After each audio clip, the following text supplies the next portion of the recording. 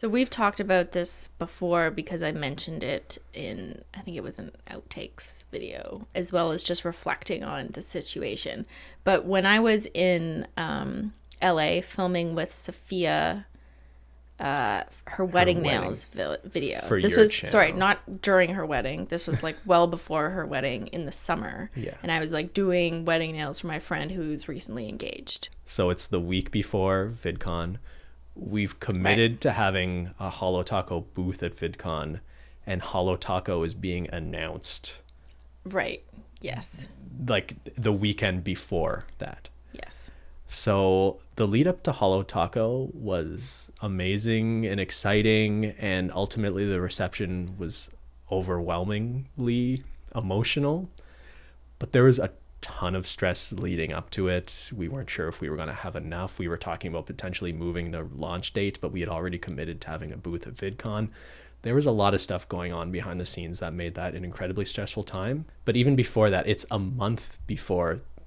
less than a month before the launch of Holo Taco, and we also find out our really good friend Rob had a heart attack. Mm-hmm. So we're in the middle of trying to figure out how we're going to successfully launch a nail polish line, and all of a sudden this like hugely devastating personal stuff happens.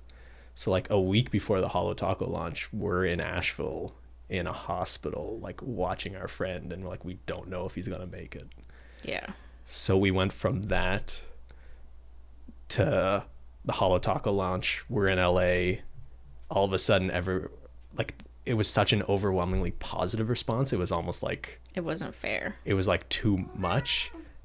Yes, that's how I felt. Honestly, it was just the emotions were just like too crazy for that few week period, right?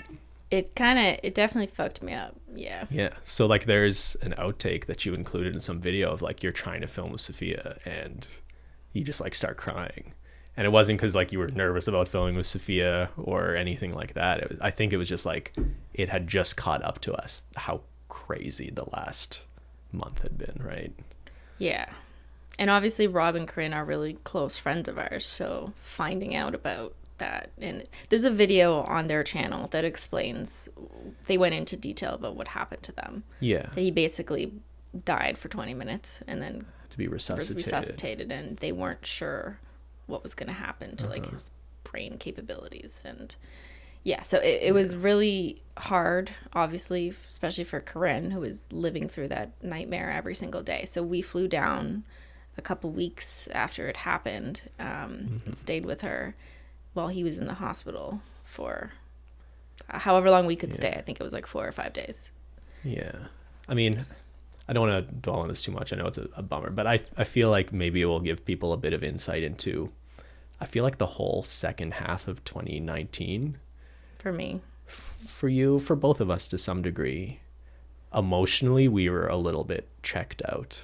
And I think you can kind of see it in your videos that everything that went on in the summer kind of put things in perspective, and it became harder to take YouTube videos seriously when I think we were kind of grappling with like what's really important in life, because all of a sudden we were confronted with this really serious situation that happened to someone close to us. And I don't think we're not people who have had a lot of people close to us go through things like that. So it was a pretty significant thing. And I don't normally break down while I'm filming. Like I'm usually pretty good at like, okay, let's just film this and get this done. Even if I'm like not in a great mood, you're not always in a great mood, right? But I broke down filming, and Sophia was like, what is going on? Because this is so unlike you. I don't break down in front of my friends while I'm trying to work. What was harder at that time was no one knew, like the public didn't know what was going on with Threadbanger because they'd chosen not to tell people, obviously, and they had every right to do so. But there was a period where people didn't know. So we obviously weren't going to say anything. And I found it really hard to just get on camera during that time, just at all, just like to be happy about my launch. And thinking back, I think people thought I wasn't excited about Holo Taco. Like I wasn't getting on camera as much. I just seemed weird in my videos about it. Like I was like a robot-ish. I didn't have much genuine reaction to it. No, I don't know if that's fair. I saw some comments like that, and it makes me feel like upset for people. And it was just a sad time, and I couldn't really explain or talk about it, and it wasn't my place to, and I was just kind of a mess.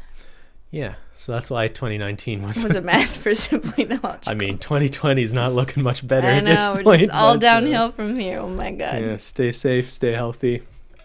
But I think the upside of all that is we've developed some really good friendships out of working with people. Like Rob and Corinne are, I think, some of our best friends. Yeah.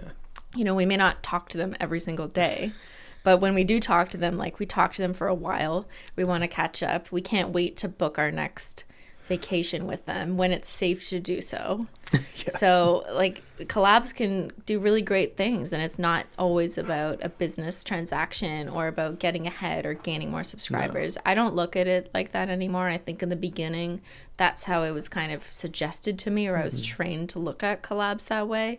And you notice in my content I kind of stopped doing it so much because we just have a different approach to things now.